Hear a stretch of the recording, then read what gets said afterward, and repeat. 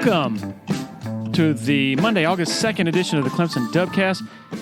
If it's August, that must mean summer is over. For us, at least. A lot already going on. And then on Friday, of course, the start of August football camp. Much awaited, highly anticipated. Football staff turning its attention to full-time football after a really productive month of recruiting. Boy, that escalated quickly, didn't it? Or maybe the panic over recruiting de-escalated. Paul Strelo, as usual, with the goods in his Monday Insider. Ton of great content, insight, and intel, as usual, from Paul at TigerIllustrated.com. My good friends Blake Smith and Brooke Archenhold have been part of the podcast since the beginning, way back in August of 2018. They have an accomplished team of personal injury attorneys at Parham, Smith, and Archenhold, based in Greenville. They are Clemson people, and their skillful attorneys have decades of experience in complicated litigation matters, taking a special interest in medical malpractice, nursing home abuse, and neglect, car accident cases that have left the individuals involved in serious trouble. For a free consultation at Parham, Smith, and Archenhold, call 864-990-4581 or online at parhamlaw.com. That's P-A-R-H-A-M law.com. Celero Communications, formerly known as Tandem Payment, is a full-service integrated electronic payments provider powered by leading-edge technology. Celero provides a wide array of merchant solutions, simplified payments. They make onboarding, taking payments, maintaining risk management and compliance, and getting support quick and easy. At Celero, they're all about helping you achieve sustainable growth as a business. Taking payments isn't the only thing your business needs. With Celero's solutions, you can manage inventory, sell products and services via social media, schedule staff, track sales, get reports, and much, much more. Find out more about Celero at celerocommerce.com. That's C-E-L-E-R-O commerce.com. Another loyal supporter of the Dubcast is Blackacre Law Firm in Greenville, a subsidiary of Parham, Smith, and Archenhold. Blackacre helps South Carolina residents achieve their dreams of home ownership by providing experienced professional representation for real estate closings. Attention to detail is crucial in real estate law. Blackacre is committed to making sure nothing gets by them preparing residential or commercial closings. Blackacre also offers estate planning services for their clients in the Greenville area. Find out more about Blackacre at 864-326-3507. Okay, to our conversation with the dude of West Virginia, Christopher Lambert is his name. A lot of y'all will probably remember the last round of Realignment Madness. Oh gosh, about a decade ago. The dude became a prominent voice in the social media discussion of realignment. He is a phenomenon unto himself. So without further ado, here we go. Enjoy. This is a good one. Okay, joined by Christopher Lambert, the dude of West Virginia. Man, I am very glad to have you on. How you doing? I'm doing fine. Thanks for having me. I think I reached out to you 2 years ago as a potential podcast guest, just to look back on all the craziness of the last round of realignment. And you said, sure, anytime. And then 100% fault of mine, it slipped through the cracks. It was probably the season started and I just forgot about it. And I'm not as organized as I should be. But then once this most recent stuff started happening over the last week or so, I think it was somebody on our message board at TigerIllustrated.com said, I wonder what the dude of West Virginia thinks of this. And so that jogged my memory. And I'm like, well, dang it, I totally dropped the ball on that last communication 2 years ago. So my apologies. Oh, no problem. It's always, expansion's a fascinating topic, and, the intricacies are legion, and, it's always nice to be able to talk about it in some detail and so we can understand what's going on, or at least try to. First of all, you have your Twitter feed is locked. Why? When did you do that? And I don't believe it was a decade ago when you were. No, it's not. And the reason has nothing to do with anything football related. It's the fact that I am a plaintiff in a lawsuit, and it creeps me out to think of the opposing counsel lurking over my Twitter feed looking for anything they can use against me. I don't really have anything to hide. It just creeps me out. Yeah. So you had a great, well, luckily I have access to it. I'm a follower. You had a great 2 hours ago, you said the ACC, Big Ten, and Pac-12 look at Baylor and say, "No thanks, you hired Ken Starr as president." The SEC looks at Baylor and says, "No thanks, you can't be serious about football. You fired Art Briles." That's probably true, though. I mean, it's funny, but it's... That's a great. Oh, man, absolutely. That's why it's so funny, is there's some truth to it for sure. Well, they've really showed their, what happened to the gentleman's agreement between the Big 12 and SEC is what I want to know. Oh, man. And what happened to, remember when academics were supposed to have been important? Well, money happened. Yeah, but the reason why the Big 12 and the SEC had the Sugar Bowl tie-in was given to the Big 12 instead of expanding and courting Florida State and Clemson. Mm. That's when it ended. And, they had a gentleman's agreement. The Big 12 wouldn't try to, expand into SEC territory, and the SEC wouldn't try to take any Big 12 teams. And, it went south as soon as Texas learned that ESPN wasn't going to pick up the Longhorn Network, and they had to replace that $30 million a year they were losing. And this was when? Recently. Okay, so this is a year ago. Yeah, okay, a year ago. Well, the money that ESPN has lost due to COVID and through cord cutting, the money they pay for Longhorn Network is just was a loss leader to keep the Big 12 intact. And it's ironic that it ultimately leads to the Big 12's demise. I mean, the ESPN, a huge part of this is the cord cutting and that they're having to downsize. I mean, there have been high-profile defections from ESPN, some of their leading talent and personalities, and it's not just because they decide to, leave. I mean, they're asking people to take $100,000 pay cuts and probably more than that, and really big deal. And now that leads to the recent, the most recent bombshell of Bowlesby accusing ESPN of trying to dissolve the. Yeah, I think that's a CYA maneuver by Bowlesby, but ESPN's problem started when Disney purchased them. The mouse is hungry for profits. The ESPN has always been profitable, but not profitable enough.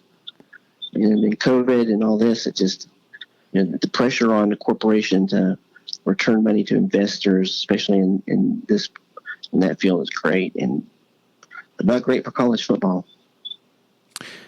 And so basically, even though you said Bowlesby's action or statements yesterday could be just CYA, it's still true that, generally true, right, that ESPN is trying to divest itself of all these obligations, these financial obligations, and in its pursuit, I guess, of perhaps a super conference. You're right. Each Big 12 team for the next 4 years is scheduled to make at least $40 million a year, and ESPN is on the hook for that. And if you add all 8 together, that's almost $1 billion. It's over $1 billion. And let's face facts. I think Tony Kornheiser said it on the show yesterday. Without Texas and Oklahoma, what does the Big 12 have? West Virginia for a TV draw. Yeah. And West Virginia has always been good with TV ratings, but they can't carry a conference by themselves. It's ridiculous to think that. Can we? Sorry to interrupt. Can we go back to? Can you refresh my memory on when you first started putting stuff out there? Was it 2011 or was it? Well, it was when. Well, no, it was actually 2010 when Jim Clements convinced Oliver Luck to become AD at West Virginia. Clements gave Luck 2 mandates: get rid of Bill Stewart and get West Virginia out of the Big East. Mm. I was, and you talk about coincidence and serendipity. I live in White Sulphur Springs, West Virginia, which is next to Greenbrier.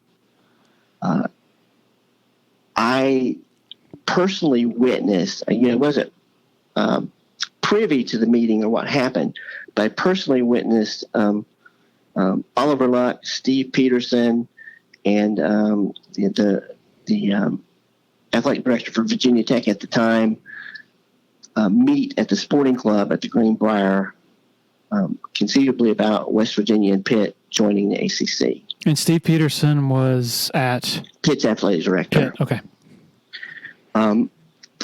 Pitt and West Virginia had been carrying the Big East since Virginia Tech and Miami and Boston College had left. And Pitt and West Virginia have great love-hate relationship. The backyard brawl is a profitable game. And they tried to market themselves to the ACC, and UNC and Duke rejected West Virginia on academic standards and substituted Syracuse. Excuse me. And that led to, a big falling out between West Virginia and Pitt. Pitt was angry that West Virginia left the Big East before they could leave the Big East, before they could. Oliver Luck said something about Pitt that was true on national television. He made the comment that Pitt needs West Virginia. They can't fill Hines otherwise, which is true. Yeah. And Peterson took an exception to that, and the relationship was frosty until both of them left. And and Gordon Gee replaced Clements. Shane Lyons replaced Oliver Luck. So everybody who was around at both the ACC and West Virginia when Duke and North Carolina who have a lot more influence at the conference then than they have now. Blackballed West Virginia. Translation: the basketball academic high-minded blue bloods don't have nearly as much pull now as they did then. Oh, right. Yeah. Football drives the bus, pays for the driver, gas, and the tickets for the passengers. And I really think that Clemson and Florida State still, are the power brokers in the ACC now. And if West Virginia has a champion in the ACC, it's Jim Clements. He is a diehard Mountaineer. Has actually, when he left West Virginia to become Clemson's president, he told the entire state that he would always look out for West Virginia. And now he has his chance. Can you, and you can share as much or as little as you want to, but I'm just trying to get an idea, give the listeners an idea of sort of not your specific connections, but how you came to be in a position to be sharing, highly privileged, sought after information on both the realignment episode a decade ago and then now. Well, yeah, I will, but I want to put this caveat out. People tell you things because they have an agenda. They will tell you what they want out, but they only have one side of the story. Early on, I made the mistake of believing everything that everybody told me, and then I discovered that you have to verify and actually research what you're told. But I was just in the right place at the right time. I had a relative who was involved in the preparation of West Virginia's materials for the ACC and SEC, who knew that I was, semi-eloquent and passionate about WVU, and wanted to correct some of the misunderstandings among the media and the other fan bases about, around the country about West Virginia University. And he shared some information with me, and I used that information to parlay. What really did it was that if you remember when Florida State's, what's his name? I forget his name now. The chairman of the board of trustees went off on the ACC's new contract with ESPN. Mm-hmm. And he mentioned the Big 12 by name. Well, I knew that West Virginia had contact, or that the Big 12 had contact with Florida State through a member of their faculty who was also, I think, part of their in-house council, a guy named Woody Woodyard, who's a WVU graduate and was really close to FSU's president at the time. So, I took that information and put that out a little bit, almost as a get you back to the ACC rejecting West Virginia. We're too good for West Virginia. Well, I wanted the ACC to know that, their big gun was unhappy. And, so I got a lot of derision until FSU's board trustee chairman made those comments.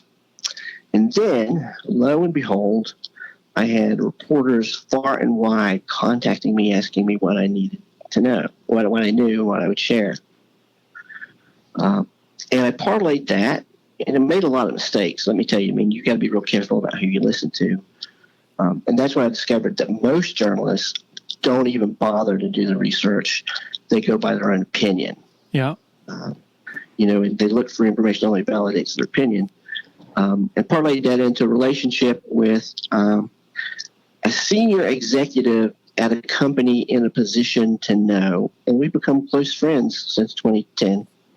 You said you parlay. What do you mean you parlayed? How did you parlay that? I learned, my undergraduate degree is in journalism. What I did from was where? I would go to people with a bit of information I knew to be true and ask them to confirm it. And people like to talk. I may have known only that small piece of the puzzle, but since they like to talk and I knew that piece, they assumed I knew more. So they would backfill in the details. Excuse me. And it was almost all on background. So couldn't talk about it. I'm sorry to interrupt, but I want to slow down here. So as you're number one, as you're sort of developing relationships, reaching out to people, you're representing yourself as who? As Christopher Lambert, as the dude of West Virginia, freelance writer. Freelance writer for who? For me. I was just. Yeah, I gotcha. Yeah, at the time, I've never taken a dime or never had an official relationship with anybody. It just fascinated me because I wanted to know the truth. I wanted to know WVU's true value in the grand scheme of things. It didn't want to have a delusion. Yep. And so you start research, you start asking the questions, and you make friends. And one of the things that I did early on was when West Virginia took their Tier 3 rights to the open market.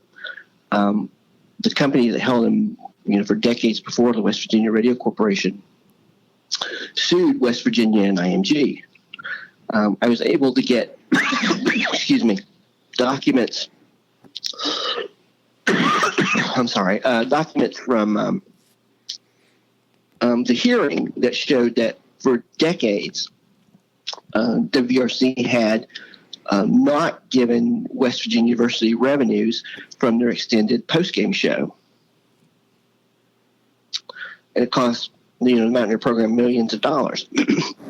And the reason why this happened was a guy in West Virginia's athletic department, I'm not going to name his name, was instrumental in the forming of the Mountaineer Sports Network and saw it as his baby. And he had leaked information to West Virginia Radio Corporation about WVU's interactions with IMG, and Learfield were separate at the time.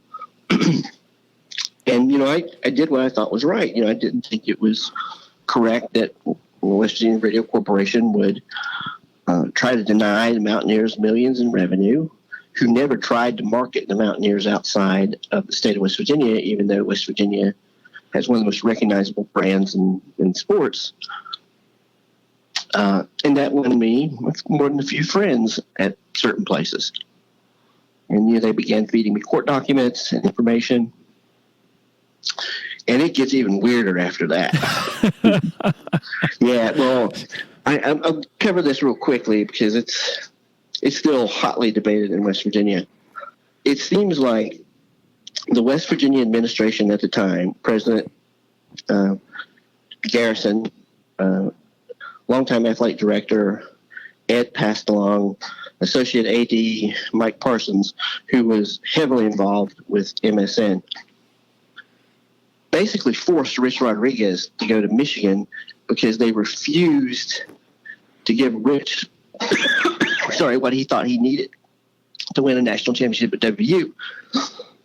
And that was outsourced MSN to make more money.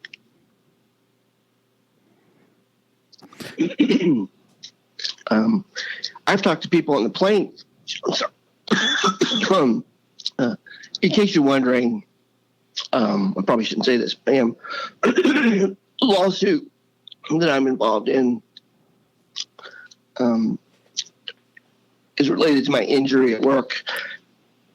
Basically destroyed my lungs. Oh, no. Yeah. I went from an elite cyclist to a feeble old man in 24 hours. Oh, no. Yes, that's where the coffin is. So I've spoken to people who were on the plane with Rich going to Michigan, where he was crying. And he actually tried to go back. A man who's on West Virginia's board of governors now, David Alvarez, a big booster, arranged a meeting after Rich had accepted the position at Michigan that Rich wanted to end with him returning to West Virginia, where the President Garrison just lit into him. And it was all because of Mountaineer Sports Network. That, people in-house valued their ownership, their perceived ownership of MSN more than they valued the success of the program. And a coach of Rodriguez's caliber isn't going to stay at a place where he's hamstrung.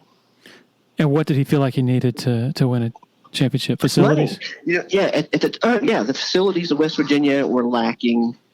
The Mountaineer Field was, newish, but the facilities were starting to drag behind.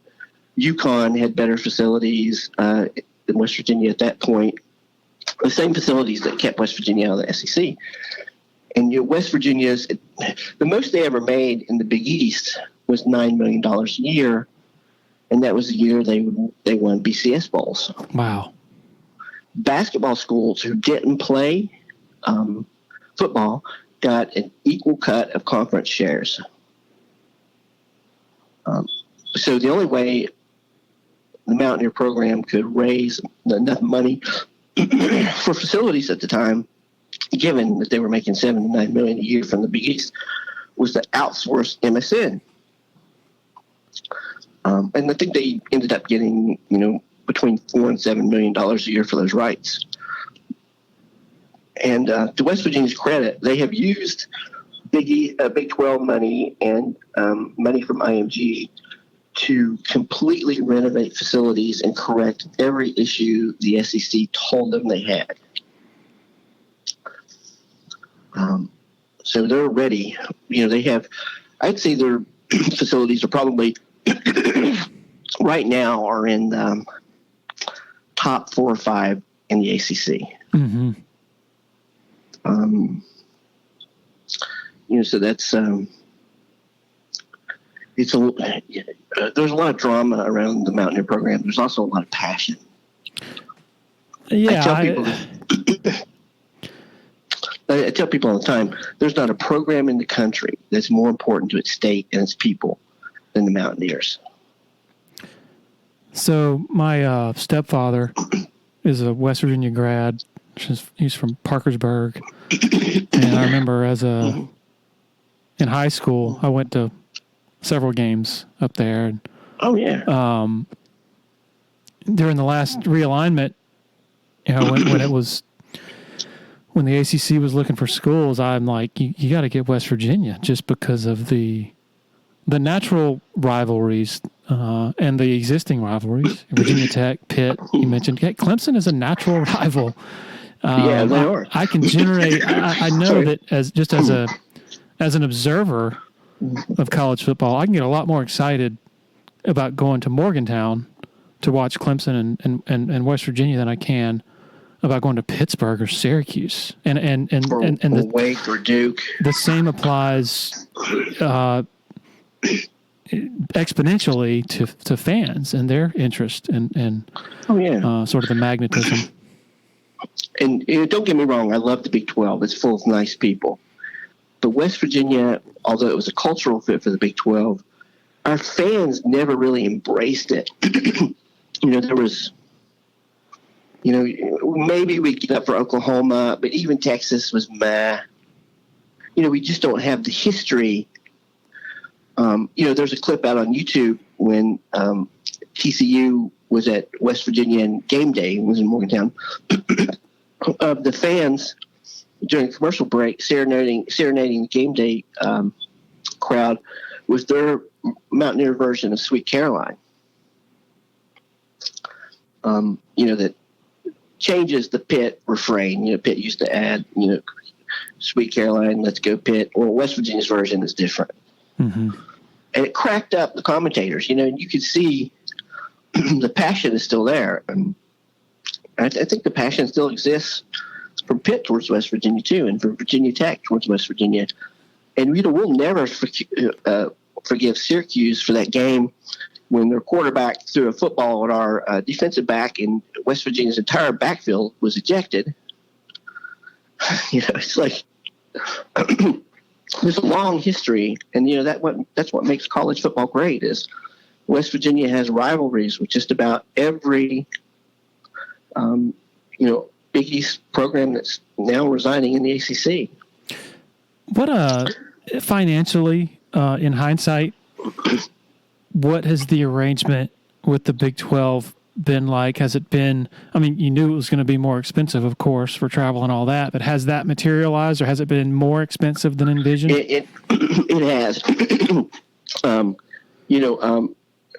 Basketball and football charter flights, the non-revenue sports take buses or commercial flights. It's cost West Virginia between $2 and $3, sometimes up to $4 million an extra in year and just travel costs. And it's the wear and tear too. Is it's hard to go from Morgantown out to play at Texas Tech. That's just a long. You maybe make one or two of those trips a year, but it's the wear and tear, especially on the basketball team. The money's been great.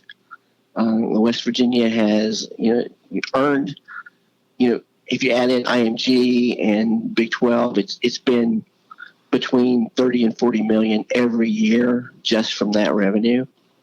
You add on to that, the Mountaineers have always been a profitable program, self-supporting. Average 98% capacity, no matter what it seems. And of that 98%, I think 87% is paid. And it goes up to 90 if you consider the tickets given to the visiting team and the band. So it's a way of life here. And I just can't, when I hear ACC people talk about West Virginia doesn't add anything to the conference, that's not true. It does. The revenue model is changing. Television sets are losing importance, and fan loyalty and ability to convert fans to dollars is becoming more and more important. But there's also that passion and that grit. Mountaineers are a local program that could. There is no explanation how they're the 15th winningest program in college football history, how they've played for a national championship or won, 3 BCS games, or, have a winning record against the SEC and the ACC, who are pretty much one of the only few Power 5 teams who play 10 Power 5 football games a year.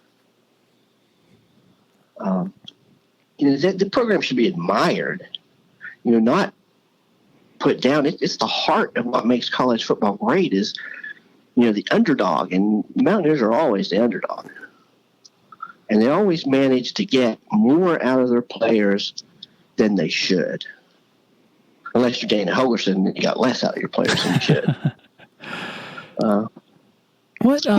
So can you refresh my memory? My recollection from the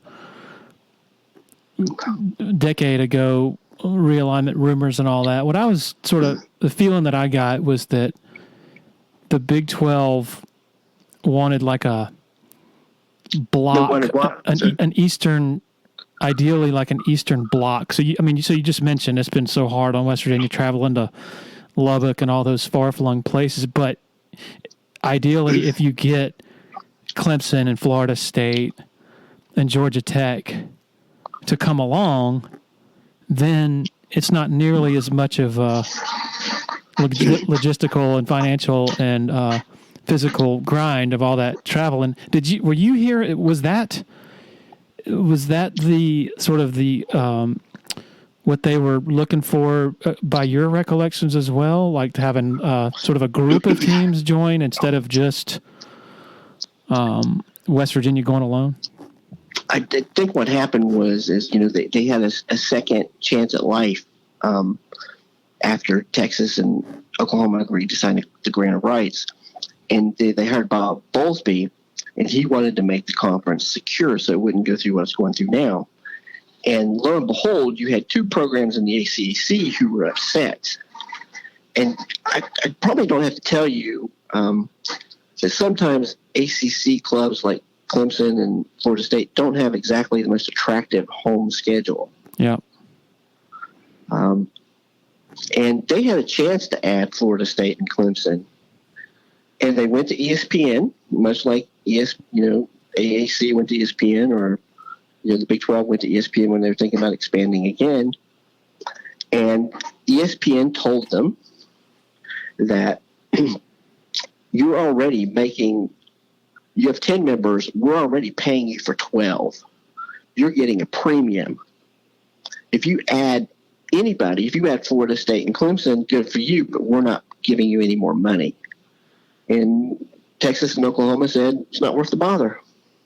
Why make it our conference more competitive, make it harder for us if we're not getting any more money? And that's when the Sugar Bowl deal came about. Because, the SEC didn't want the Big 12 to expand into South Carolina or, Florida, because those are SEC markets. And they gave the Big 12 additional money for the Sugar Bowl, it's a big deal, a scheduling agreement with the SEC and the Sugar Bowl. And it was enough money to keep the Big 12 from attempting to expand. Did you, was it your impression at the time that Clemson and Florida State were ready to go? Because that was not my... Well, I talked to Jim Lamar at the Tallahassee Democrat. Tallahassee Democrat sent him to cover the Big 12 meetings. Mm-hmm. I think, if you remember, what the ACC ended up doing is they ended up giving Florida State more money out of conference reserve to keep them happy. And this came about because Swofford had promised the ACC that adding Pitt and Syracuse would add a lot of money. It didn't. It added $2 million a year, but it extended the contract, and most of the payment was backloaded, which means that it was devalued because of inflation. And FSU threw a fit. So whether FSU might have been using the Big 12 as leverage, and the Big 12, I get the impression the Big 12 would have invited Clemson and Florida State if ESPN had said, sure, we'll increase the money on your contract.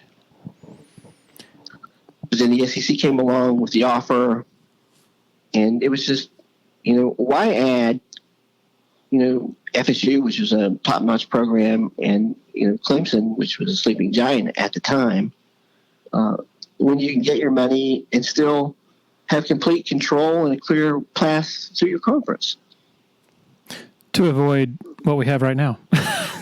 Yeah, and at the time you had Bill Powers, who was in charge of Texas. I hope that's his name, and Boren at Oklahoma, and you think those guys trusted each other? They hated each other. Whatever Clemson, whatever Texas wanted, OU was against. If you remember the last time the Big 12 thought about expanding, Texas came out and said, we support Houston in the Big 12. It shocked me. Well, I talked to somebody who was really close to the program, and he laughed. He said, it's easy for Texas to go on record for endorsing Houston when they know Oklahoma's going to say no. It's real easy to endorse something is never going to happen. Right. And, that's the way it went. Whatever.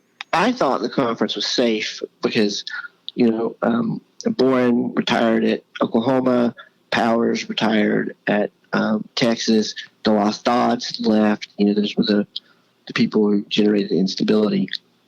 What I didn't anticipate was COVID and the playoff expansion. When that happened, and ESPN's intention to ditch Longhorn Network, it was suddenly the advantage of being in the Big 12 for Oklahoma and Texas had disappeared. They can make it. They think they can make it in the playoffs in the SEC. I have a prediction though. In 10 years, you can bookmark this and put me on the record. In 10 years, the Texas football program will be to the SEC what the Kansas football program is currently to the Big 12. A black hole. Dude, they're 54-48 in the Big 12 over the last 11 years. It's unbelievable how highly they think of themselves. Yeah, I've been to a road game at Texas, and they are dead. The fans just the most animated I've ever. My personal experience with the Texas home field was the year that Will Greer, and Dick went down there and beat Texas, and after the wide receiver, help me, I forget his name, flipped them the bird as he calls it, touchdown in the inside. That. They were animated then, but they're just like they're too cool for football. Yeah, I was reading some of their media coverage. It's the rival site, their sister site of ours, Orange Blood. So I guess I can't criticize them too much. But I was just sort of like I was amazed at how they are carrying themselves as if they're still this monster that that can sit there and laugh at the prospect of the Big 12 crumbling. What have they done in a decade? Nothing.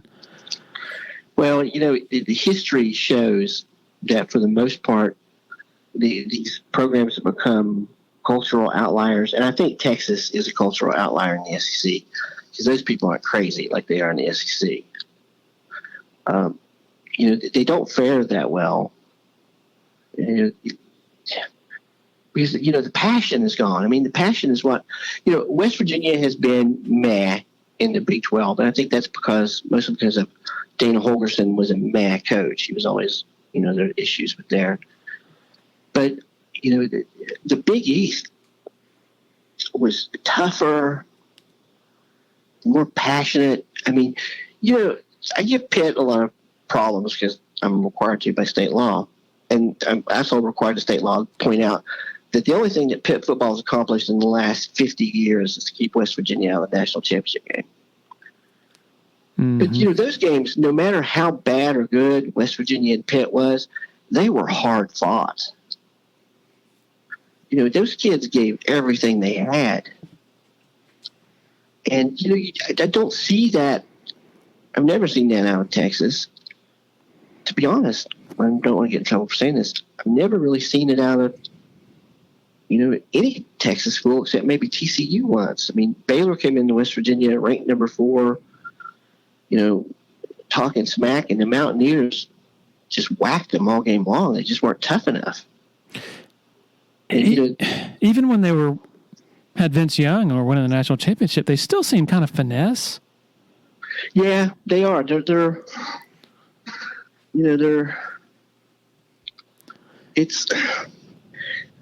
guess each conference has its brand of football. The Big 12's brand was changing. But, those regional rivalries are what makes football great. When Nebraska left the Big 12, it lost something. When Colorado left the Big 12, it lost something it couldn't replace. West Virginia and Texas Tech are never going to have as heated rivalry as West Virginia has with Pitt or Virginia Tech or Syracuse or Boston College or Louisville, Miami.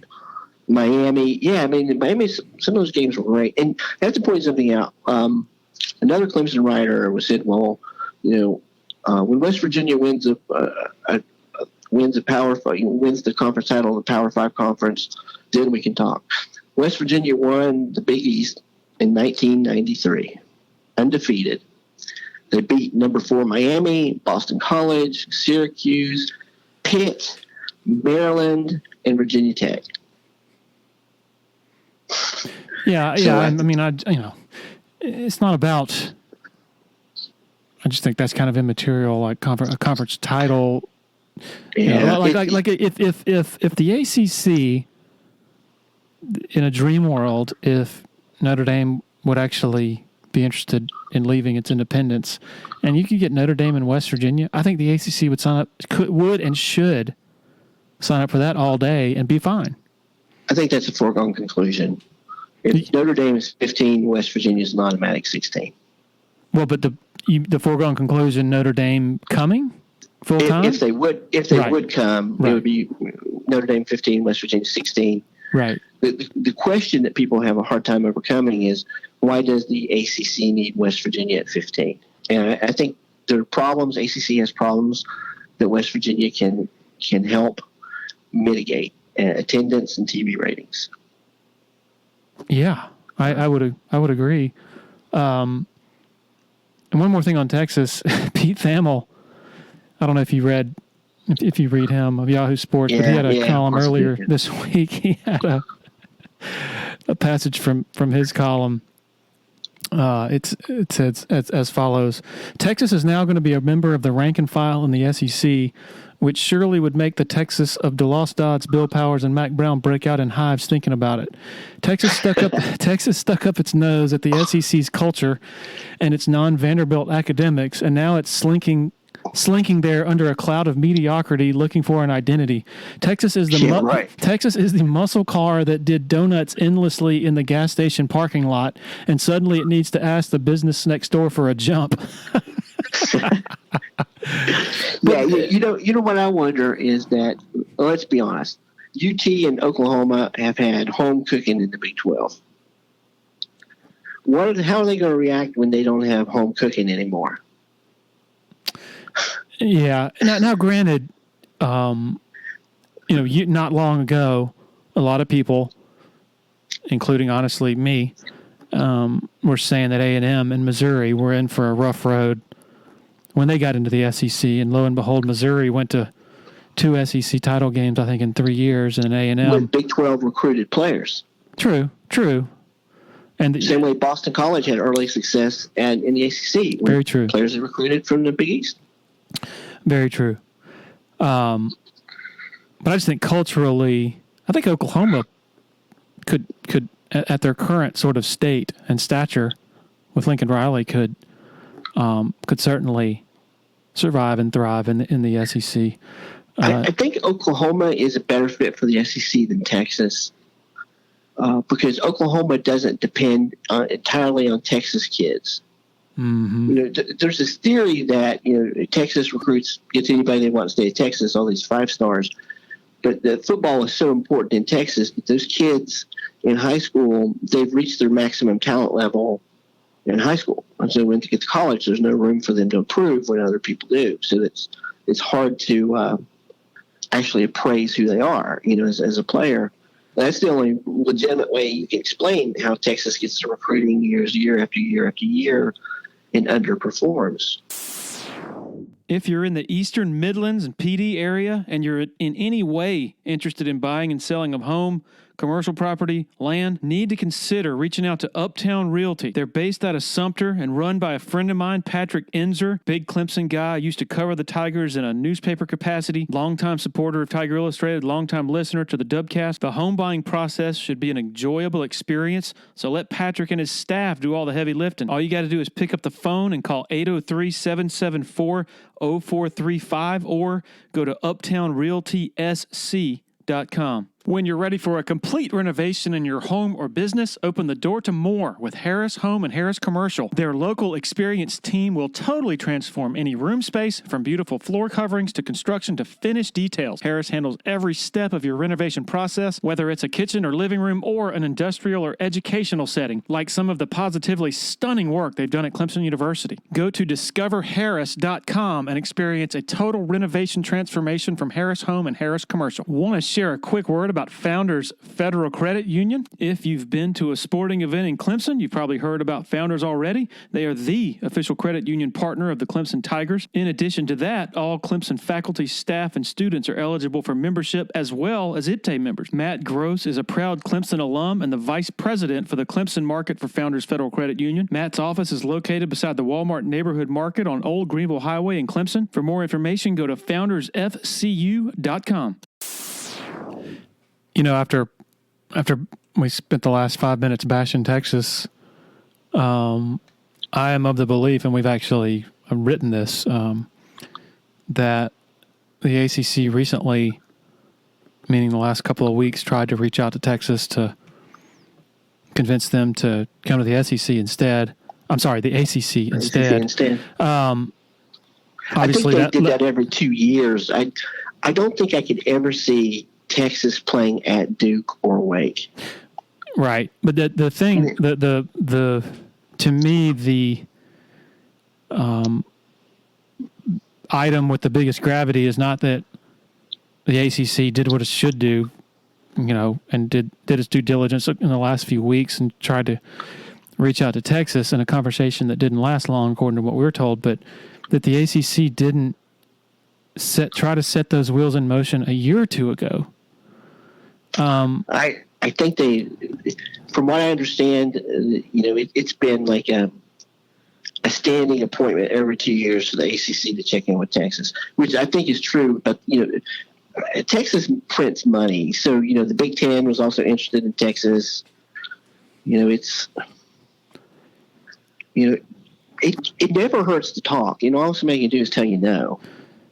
Yeah, as it was told to me, though, the window of opportunity was perhaps a year ago or so, and that at that time Swofford's on his way out, and so you're really busy just looking for his replacement. And then once Phillips gets in here, you know, he's trying to feel his way around and get a lay of the land. So he's not being Mr. Aggressor and thinking bold right off the bat. And so and then meanwhile the SEC is going in, and once ESPN told the Big 12 in May that it wasn't interested in renegotiating, that's when obviously the SEC pounced. But I just think while Swofford was certainly audacious 2 decades ago in going after Miami and Virginia Tech and Boston College, it seems like a bit more reactionary in recent years, and that might be what the ACC looks back on as being the critical failure in this ever changing landscape. Yeah, I think one thing's for certain is, as soon as feasible, the SEC is going to knock on Clemson's door. You think so? Oh yeah. I mean, what people don't understand about Florida State is that despite all the money that they have money problems. They have attendance problems. Mm-hmm. They're they've only been co-ed since 1950 or something. So their donor base isn't that great. Well, they've only been good at football in the last 40 years, 40 plus years. So that they don't have that generational support. Yeah, and they have real problems. I remember again, I forget his name. Yeah, what started the ACC's troubles in Florida State is when the guy who was his last name is Smith.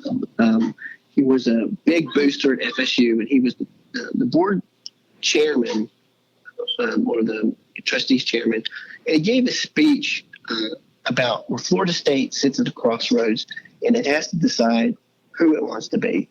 Does it want to be a football program? Does it want to win championships? Or is it okay with mediocrity? And, he was the guy who engineered Jimbo Smith replacing Bobby Bowden. Fisher. Yeah. The guy pulling the strings behind the Big 12's flirtation with FSU.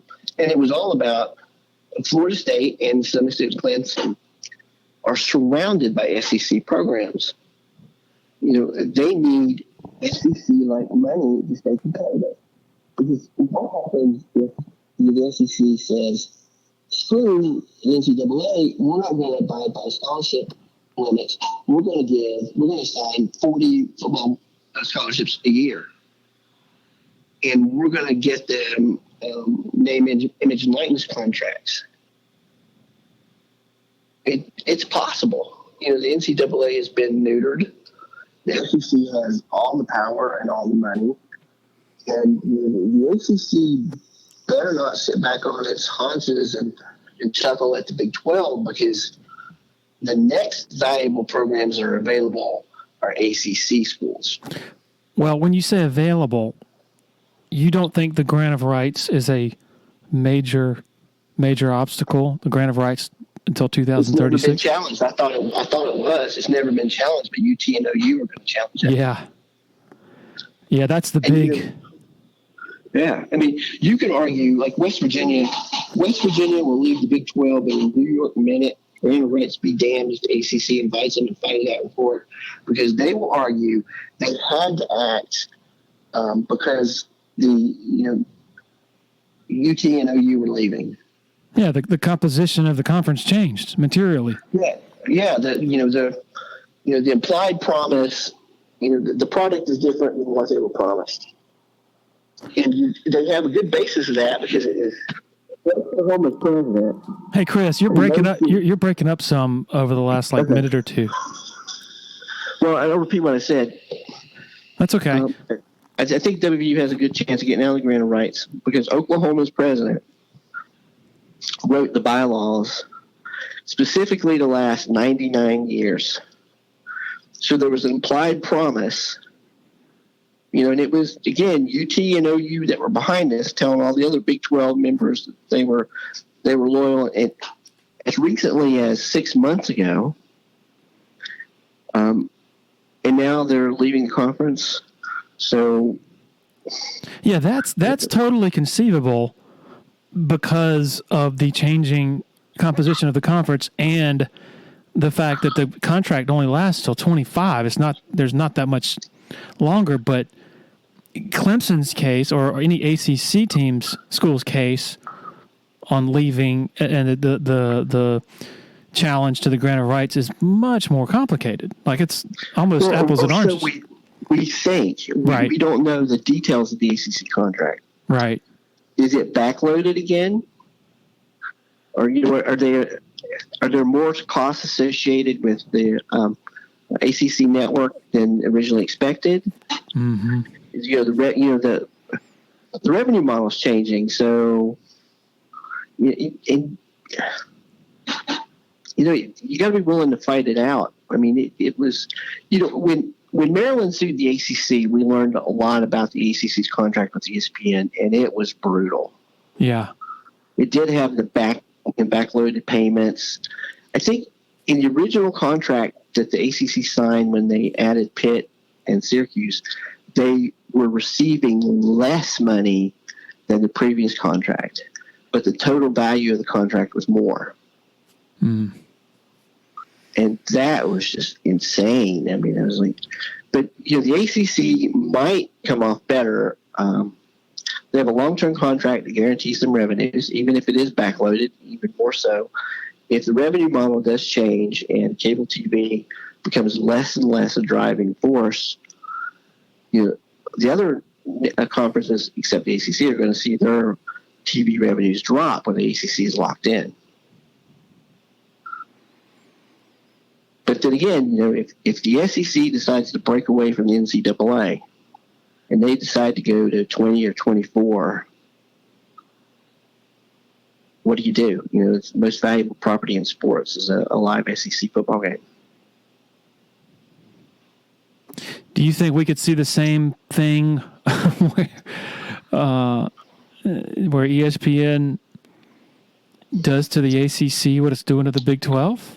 I don't think so. one, they're locked into a long-term deal with the ACC, and second, the Big 12 made a lot of enemies with ESPN and Fox with expansion before. They tried to use that pro rata in their contract, to add. And how funny is it now that the Big 12 traded that for a championship game? I mean, they could add, if they hadn't done that, they could add 6 from the ACC, collect that money for the next 4 years, pay those AAC clubs half of the conference revenues because you schedule them in. They'd still make more than they made in the ACC and just rake ESPN over the coals. But now they can't. So one possible scenario is the SEC just basically breaking away and creating a 32-team super conference. Does that make you nervous as a West Virginia supporter? Certainly it does. West Virginia is historically a top 15 program, even top 25 program. One of the, he said, the little program that could, their success is inconceivable. But the program will never be able to match the money of somebody like Michigan or Clemson or North Carolina. Again, though, if global warming happens and the East Coast is washed away, all those people have to move somewhere, and West Virginia has a lot of room, so who knows? But, I was always trepidatious to see West Virginia in the SEC because they can't compete. They just don't have the money to compete for championships. West Virginia in the ACC immediately becomes an annual favorite to lose to Clemson in the championship game. Yep. Immediately. I hope it stops, but the SEC is, again, it's who's going to be interested in the playoffs has 8 SEC teams. Right. It just seems like the perfect storm, though, of ESPN has been hemorrhaging revenues.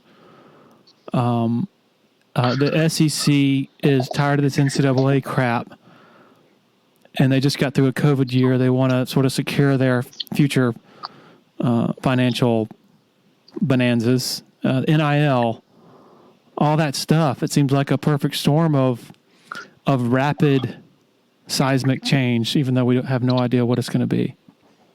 Yeah, you can't predict what's going to happen now, aside that the SEC is going to make money and ESPN is going to save it. Well, let me ask you, if you could had a magic wand and can wave it and put Clemson in the SEC right now, would you? Yeah, I think that'd be the smart play because you're trying to look out for your long-term stability and ability to continue flourishing. I know this, and we've written this during the last round of realignment. They never got a call they never received interest from the SEC. And at the time, the board of trustees, I don't think there would have been a majority that would have said, "Yeah, we need to go to the SEC." I tend to believe now, in the midst of the lack of revenues from the ACC, the massive gap that exists at present and threatens to get exponentially wider, that my guess is you would have a majority of them who would vote to leave. You said it's fantastical that the SEC didn't look at Clemson before last time. Well, yeah. maybe I'm gullible in putting too much stock into what they say. Well, we never received interest. We never received a call. Maybe it probably does go deeper than that. Well, it's hard for me to believe that West Virginia nearly beat Missouri out last time, and that the SEC didn't think about Clemson. Well, I think last time, and tell me if this makes sense, last time it was predicated so much on markets. Yeah, it was all on markets, and they already had the notion of only having one team in a state. They already had South Carolina. And they didn't want to tick off South Carolina, and they already had that market. And also Clemson was not even a hint of what it is now. And there was nobody out. I mean, you said they were a sleeping giant, and they were, but nobody out there thought, "Ooh, this program." As of 2011, 70-33, nobody was sitting there thinking, "Ooh, this team could be a multiple national championship program." It just seemed that seemed fantastical. So it never did to me. I mean, you could always see that Clemson had the hallmarks. It took football seriously in the ACC at the time when only a handful of schools did. True. It just seemed like the revenue gaps. You talk about. That was a story then, was the SEC. I think they had won like 7 straight national titles, and they had I think their big deal came in 2010, whatever it was, their TV deal. And it was a real concern among Clemson folks and they were losing to South Carolina 5 years in a row from 2009 to 2013. And so at the time, the average Clemson fan is terrified of being left behind financially, of South Carolina running laps around them in football largely because of their massive advantage in financial stuff. So at the time, they were just trying to sort of stay afloat in terms of being in the picture and having a seat at the table. And so fast forward to now, I think they're much more attractive to the SEC because now it's not nearly as much about markets. Now it's about branding and inventory. And, of course, their brand is as bulletproof as it gets. And you hired the right coach. That's Absolutely. always Dana Holgorsen couldn't recruit to save his life. He blamed West Virginia. Neil Brown hasn't had any trouble recruiting West Virginia. But, it's all about recruiting facilities. And I read a study a few years back that said, looked at why recruits choose institutions. It doesn't really have much to do with their history. It's their personal relationship with the coaches and facilities. Mm-hmm. So if you have a coach who's honest with the kids genuinely cares about them, who they believe, it's going to be easier to recruit. And if you have facilities back it up, and Clemson added both of those, it was a no-brainer. And Jim Clements really cares about football. Oh, yes. Too. Yeah, I bet you didn't know that he's still a Mountaineer fan. He comes to Mountaineer games whenever he can. Yeah, I mean, he has 5 of his family are WVU grads. He really thinks a lot of Bob Huggins. He hired him, the administration hired Huggins, right, when Clements was there. I want to make a point about West Virginia's academics for a moment. A lot of people don't understand. West Virginia is required by state law to accept every state resident with a certain grade point average, regardless. And West Virginia is a poor state. A lot of those kids come to West Virginia University. They're not prepared for college, and they leave. And that harms West Virginia's graduation rate, which seriously suppresses their academic rating. West Virginia doesn't have a feeder system like North Carolina, where those kids go to basically community college for 2 years and learn how to learn. They're just thrown to the wolves, and Morgantown's a place that the wolves win a lot of times. But WVU is a Tier 1 research institution. One of the few land grant institutions that gets that status. They have a top-notch medical school, top-notch law school. And they make a difference in the state of West Virginia. They fulfill their mission. And my issue with the ACC back then, and the same one now when people bring up that argument, is West Virginia University is the financial growth engine for West Virginia. It is the method for people to change their lives and get out of poverty. I was one of them. I grew up in abject poverty, 3-room house, etc. Rather than be an academic snob, use your prowess and help elevate WVU and help make people's lives better. Because I think that might have something to do with the mission of institutions of higher learning. And along the way, understand that adding West Virginia to the ACC improves your football product. And it's a no-brainer to me. It should have been done yesterday. Do you think that I've always been under the impression that when they, after Maryland left and they grabbed Louisville, that was basically an acknowledgement of, yeah, we screwed up by not going after West Virginia? Yeah, they reached out to West Virginia before they went to Maryland, and it was too late. Mountaineers signed the grant rights. Yep. And, it was, things have changed. Like you said, Jim Clements is at Clemson. He was almost commissioner. I think he's the liaison between the ACC and ESPN. West Virginia just appointed Bray Carey to the sport governors.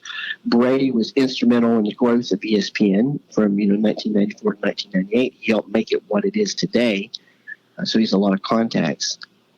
We know that ESPN wants to get dissolve the Big 12, and the linchpin to that, I think, is getting rid of West Virginia. So, Mountaineer fans and entire people of West Virginia, we're a pragmatic bunch. We expect to be screwed. Even knowing what I know, it wouldn't surprise me an iota if tomorrow the ACC announced they were adding Kansas because their football program was so great, in some G5 program. You mean because their basketball program's so great? No, insult West Virginia. They say added Kansas because of their football program. Because they have such a well-run football program. Yeah, they do. They can't even cheat. If you go to a football game at Kansas, it was pathetic. Oh, man. It's hard to play there because it's like practice is more energetic. Yeah. Have you been to Wake Forest? Have you been to Duke? Have you been to Virginia when they're not any good? Syracuse. I've heard that. Yeah, I've heard that Syracuse is. Woo. It's just the feel. West Virginia in the ACC. I mean, we need to just stop talking about the academic stuff and all that. After a certain point, the essence of something should have the most influence. Like, as far as what does it feel like to have West Virginia come into your stadium compared to Syracuse or Pitt? What does it feel like to go to Morgantown and watch your team, whether it be Virginia Tech, Clemson, NC State, play against West Virginia? I mean, there are so many trips in the ACC that I don't make anymore just because it's freaking boring. Yeah. Well, when you come to Morgantown for the first time, I just got one piece of advice for you. Just because it's clear and cold doesn't mean it's water. And if you take the first drink, it might be too late. So you said, what do you do for a living, by the way? I work for Holy Family University. I am their web manager. Okay. And you said that you early on you made your share of mistakes because you just assumed that the information that was being fed to you was accurate, and there weren't like access to grind and things like that. What was your biggest mistake that you made? Oh, Lord, the biggest mistake that I made was continuing to beat the FSU drum after a source told me it was over because ESPN wouldn't add money to the contract. Mm. I just couldn't accept that. I didn't understand the role. Cognitively, I could not understand why the Big 12 would not add Florida State and Clemson, even though it may not add money. I mean, if it stayed the same, you still add them and it strengthens your conference. Not so.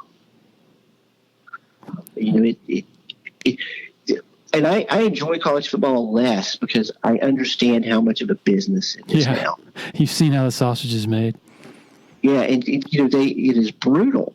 It really is. It's just like the money at stake is incredible.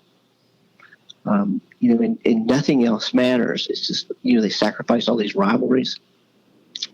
And it was the beginning of the end. Football's losing its popularity in every place but rural America. Mm. So, I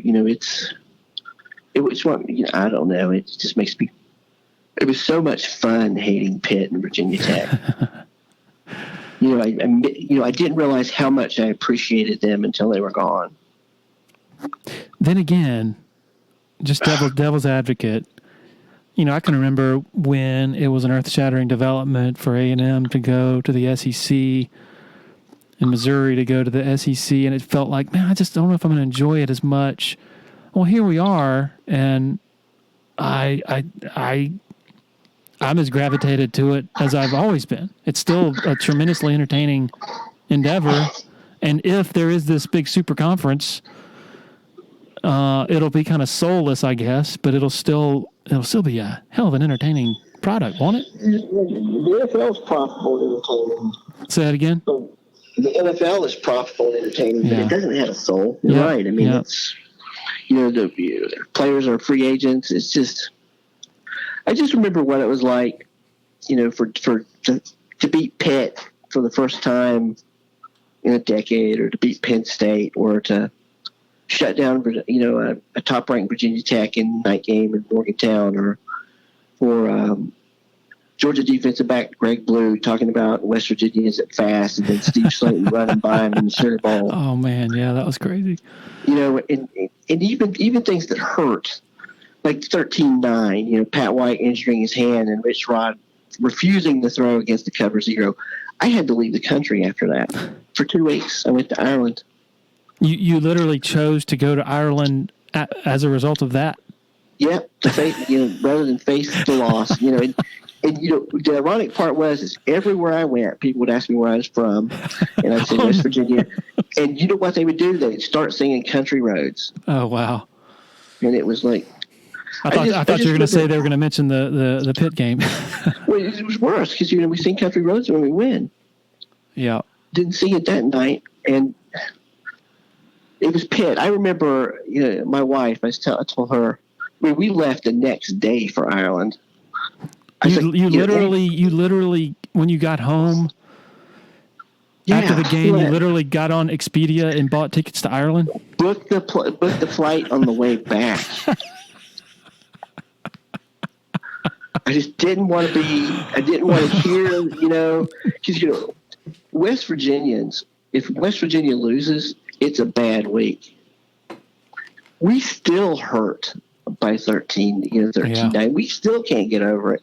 We were the best team in college football that year, and we let a 35-point underdog beat us at home, and it had to be Pitt. I said, anybody but Pitt. I can accept this if it were anybody but Pitt. Unbelievable. And it was, what are the odds of that? That you'd been so dominant all year long. And then turn around and beat the crap out of Oklahoma. What year was this?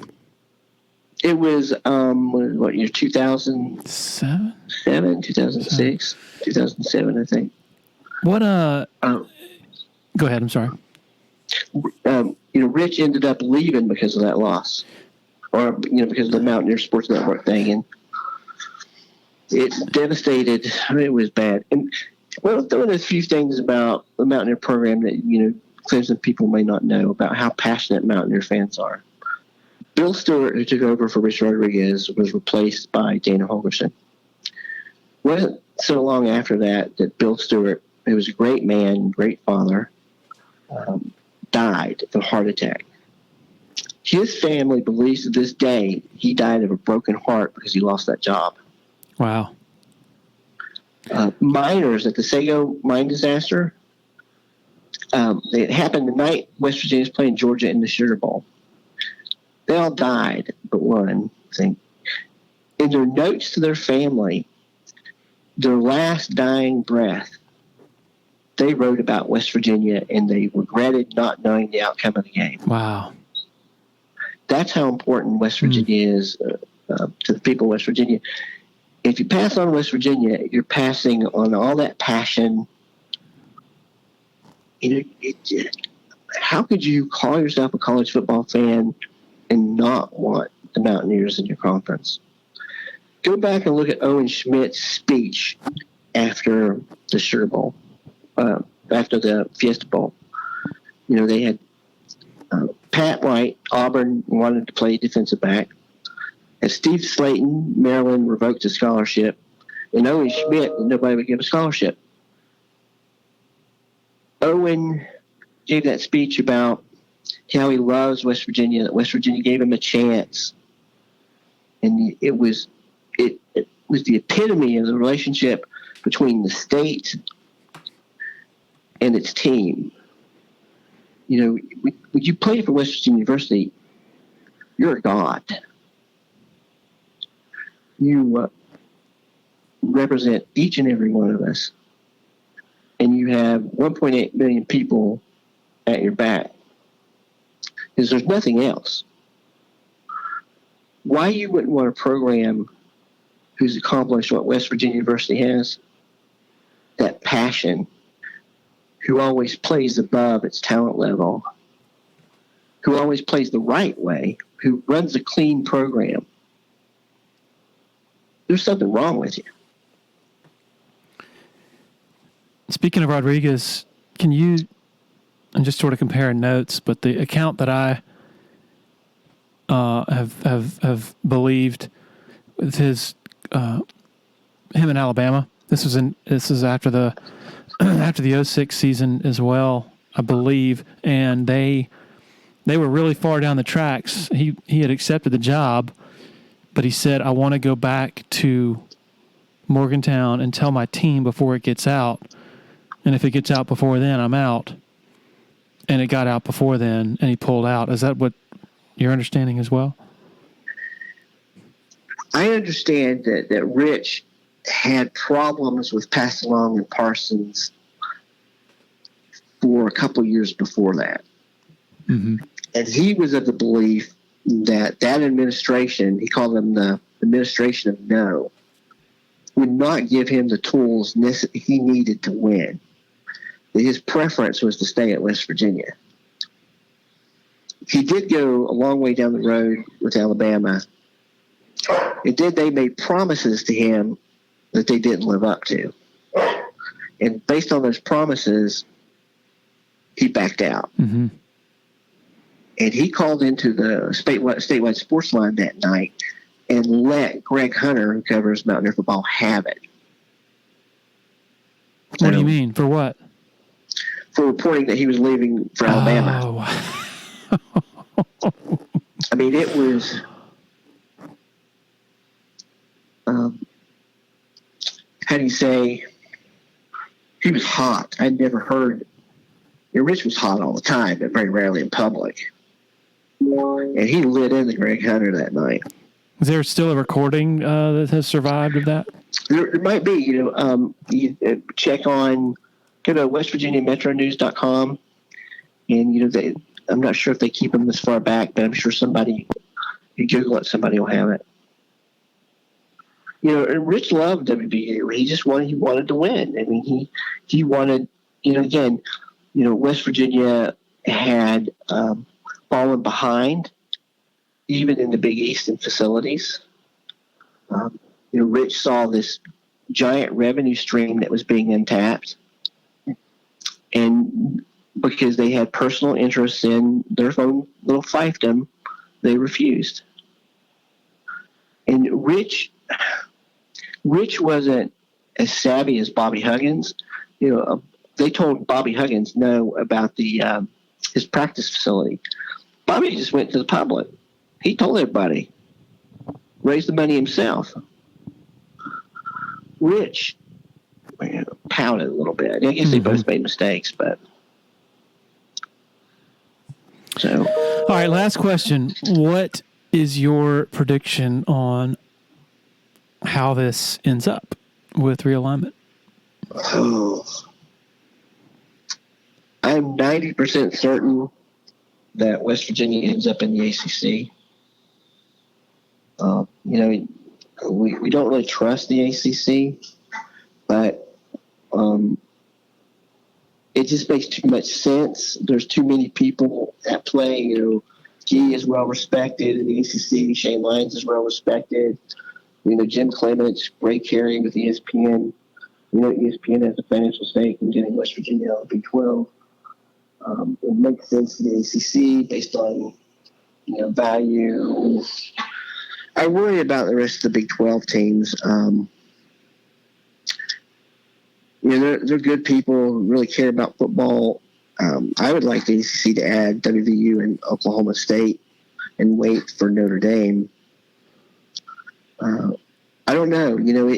It's there's a danger that these mid-level programs, the stature of West Virginia and Oklahoma State and Kansas State and Iowa State, are going to get left out. Mm-hmm. And that really galls me when I think of programs like in the ACC who are basically dead weight on the conference. Yeah. And you know who they are. I don't have to name them. But I think that really makes the programs who earn the money unhappy too. It's like you have to spend to win, and then you have programs in the conference who aren't spending to win, but they're getting as much revenue as you. Yeah, that might be a relic of the past. Well, I know that Pitt doesn't have to report their athletic revenues, but they do file financial statements with the state every now and again. Before COVID, they were running a $25 million budget deficit. Wow. How do you compete? It's like, they don't have their own facilities. They don't have their own stadium. They live off the charity of the Steelers, really. I have a good friend who worked at Mylan Pharmaceuticals who was a Pitt booster, and he said to me, Pitt football doesn't move the needle at Pitt. It's like, usually when you win, donations increase. There's a direct correlation between donations and even applications for admission. So win or lose, Pitt football has the same lackadaisical support. So no boosters get irate over Pitt losing. Yep. Yeah, I'm sorry, but Tony Dorsett and Dan Marino should have had no bearing on the influence in Pitt coming into the ACC. I didn't understand it at the time. Well, what you said, you said you would do. You add 2 schools and then wait on Notre Dame, but then is that practical? Because then that makes you a 17-team conference if Notre Dame does. It looks like everybody's going to super conferences and they live and play pods. Yeah, I was just thinking 16 is that scenario's sort of go-to arrangement. Well, here's the question for you. Is there any point in time when some of the private schools in the ACC can't afford to actually compete? Probably. I mean, Wake, isn't Wake on record as saying they're not going to pay players, they're not going to give stipends? I don't see how Pitt can do it. The ACC has, counting on if you count Pitt or not, and Pitt is a semi. They have 6 private schools. You remember Mr. SEC? He was one of my mentors early, and he told me. Who's this? Mr. SEC. Do you remember him? Who? He ran the Mr. SEC website. What's his name? Oh God, I forget his name. Darn it. Oh gosh. I'll get back to you on that. It's been years since I spoke to him. He's won several Emmys. He's a reporter down there. He told me Tony Barnhart. Yeah. Oh, okay, yeah. He told me that it's hard for private schools to compete unless they bend the rules, because they usually don't have the donor base, or the support. And he used Miami as an example, and Baylor's rise to power was quick. It's so quick like that, it's a suspect.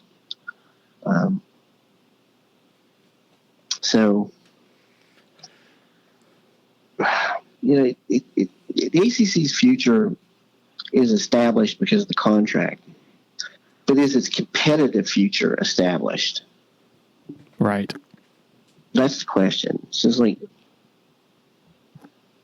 it's changing too fast. Yeah. I mean, if you polled Clemson fans this year on if they had to choose to go to all of the home games or just go to the Georgia game at the opener in Charlotte, I would guess most of them would choose the one game over. Oh yeah, it's the same way. Who Mountaineer fans are focusing on this year? The two games, Maryland and Virginia Tech.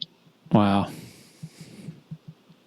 It's just the old ways die hard.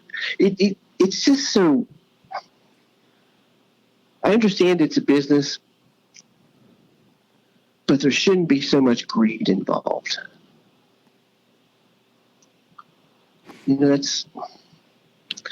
Well, I have a few predictions for you if you want to hear them. Sure. One of them is that a future coach, the next coach of Clemson after Dabo, I hope is a long, long time away. I bet you $1 to a donut it's going to be Neil Brown. He's a perfect fit at West Virginia, and he might stay here a long time like Nealon did. But he's also a perfect fit at Clemson. I always fear if Dabo would leave Clemson, because I know that you guys will come after Neil Brown. All right. I got to stop you because I know that listeners are going to have an issue with this. The correct pronunciation is Dabo. Dabo. Okay. It drives people crazy. It drives people nuts. But I think the only issue with that, the big issue with that, is that you have several assistants here who would absolutely, if they're still around, or if they're elsewhere, maybe. Well, if they're still around, I guess they're not going to go elsewhere to be assistants. They'd only go elsewhere to be head coaches. But Brent Venables, Tony Elliott, those would be the main two who have turned down big time jobs in recent years. Who would be, but like you said, this is under the premise that Dabo's here a lot longer, and by that time, odds are Elliott and Venables will have either retired or gone on to run their own shows. Yeah. You know who you have to thank for Venables being at Clemson, don't you? The rest of the Big 12. Tavon Austin. Was that in 11? That was that game. Yeah, I think it was. I think it was 2010 or 2011. Okay, because 11 was his last year in Norman, and they just got strafed by a succession of admittedly really good quarterbacks in the Big 12. Tavon broke him. Remember that game? That was the bowl game, right? No, that was West Virginia's. It must have been. Yeah, it was a bowl game. Yeah, the bowl game. So it wasn't Tavon. It was Slayton and White. Oh, gosh. That was ugly. Schmidt. Well, no, it couldn't have been 11 because West Virginia played Clemson in 11. So it's probably, let's see. Yeah, it was. When did he go to Clemson? He went to Clemson after the 11 season. And let's see. So it wasn't, it definitely wasn't 11. Was it 12? No, because Oklahoma beat West Virginia 50-49 in 12. Maybe it was. You might be thinking 08. I don't know. No, I thought it was whoever I think wasn't he the defensive coordinator in that West Virginia game when Tavon had like 450 yards rushing. I don't know. I'm gonna look it up. Yeah, because they never switched out of their base defense, which surprised a lot of people. Let's see. Was it 12? It was 12. So that was the year. That was Venable's first year. But but West Virginia, Oklahoma won that game. Yeah, by a point. Okay. Yeah. Anyway, he wasn't there. He had already left. But was he? Okay. Yeah. The year before was when they got lit up by Texas Tech. Yeah, they had a great quarterback. They got lit up by Griffin and Baylor. And they got lit up by Whedon and Oklahoma State, 44-10. And Oklahoma fans were helping him pack his bags. And lo and behold, he has become, I think, inarguably the top defensive coordinator of the game. Oh, yeah. You had to learn from his experience in the B-12, obviously. Say again? You broke up there a little bit. You had to learn from his experience as a defensive coordinator in B-12 because, it's like it'll make you grow up or go home.